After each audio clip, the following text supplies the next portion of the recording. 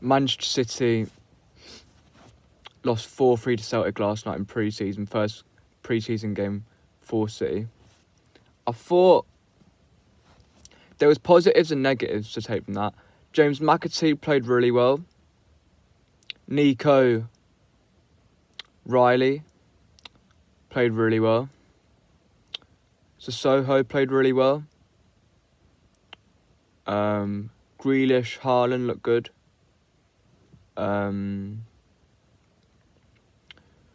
But for anyone hoping that Phillips is going to make it at City, no chance. He was absolutely abysmal last night.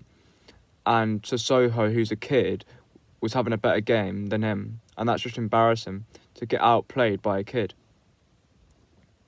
And Bete was really poor. Esbrand was really poor. The whole defence, I didn't think, looked secure the whole game, really. Lewis was like the best of like a rubbish bunch of the back line. Peroni scored a decent little goal. Oscar Bob scored a scrappy goal, but they all count. Haaland scored a good header. Indala looked pretty promising when he came on.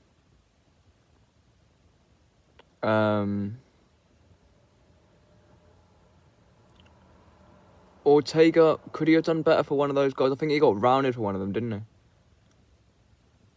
But I feel like that was more on Bete's fault, because if he'd have tracked the runner, then Ortega wouldn't have had to have come out. I think... And Bete's definitely not got what it takes to be a Manchester City footballer. He's definitely not got what it takes to be a Manchester City footballer, because he's not good enough. So if you're wondering why the screen looks quite big, it's because I'm on my iPad, and I tried to do the video for the game last night, and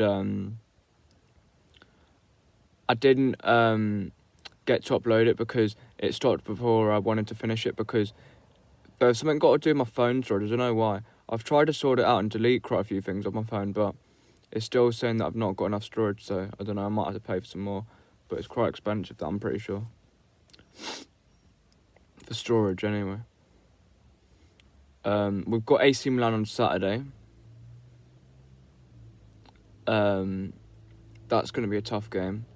But the thing is, in these pre-season games, if you can come out of it with not many injuries, and there's more positives than negatives, then that's a good thing. But I'm not sure whether there was more positives than negatives. I think Celtic looked fitter, they worked harder, but to be fair, they did have more first team players playing than what we did. And I think because it was their second pre-season game, I'm pretty sure that might have gave them a bit of a edge, because they'd have already had that match experience for the season, whereas we didn't. I heard that their season starting in 10 days, so that means that that's just over a week, so they must be massively more prepared than us for that reason. But the thing is, with pre-season, you do get these freak results. Like last pre-season, I think Wrexham beat Man United. They also lost to another bummish team not that long ago in their first pre-season game. Liverpool lost to Preston, so in pre-season games, the best side doesn't always win.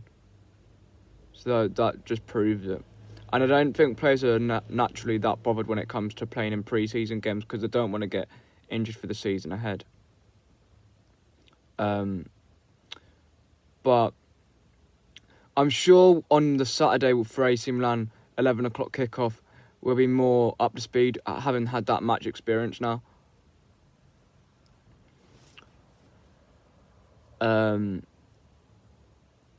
I think it'll be a more or less the same 11, I think, for the next game. I wouldn't play Mbetu, though, and I wouldn't play Esbrand, because they're both absolutely dog shit. And I wouldn't play Calvin Phillips either. I'd give Sissoko a run out, or even Peroni, ahead of Phillips. Phillips's need to be binned, and we need to use the money that we get from him to put towards getting Bruno Guimaraes or Joshua Kimmich. I'm not for Bruno Guimaraes. I don't want him at all, because I've watched him against an average United midfield and they dominated him. So that says that he's not that good. But it's great to have club football back. We can't really be worrying too much about the pre-season results. When we played Chelsea that in the first league game of the season, that's when it really matters. Because I know the first game doesn't always necessarily matter, because you can lose the first game and still win the league. Because I remember we did that in the 21-22 season where we went away to Spurs, lost 1-0 and then still won the league. But it's important to get a winning mentality going early. So to set a marker down and to show teams that you're actually there. I don't know what's this white thing on my nose. It's annoying me. It's gone now, I think.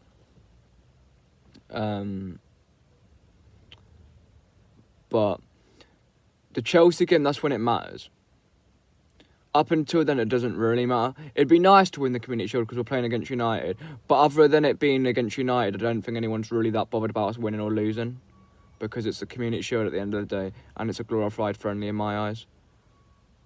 You want to win it, but if you don't win it, you're not really asked. It's one of those ones, if you win, you don't really celebrate it for too much of a long time. And if you lose it, you're over it by, like, full time.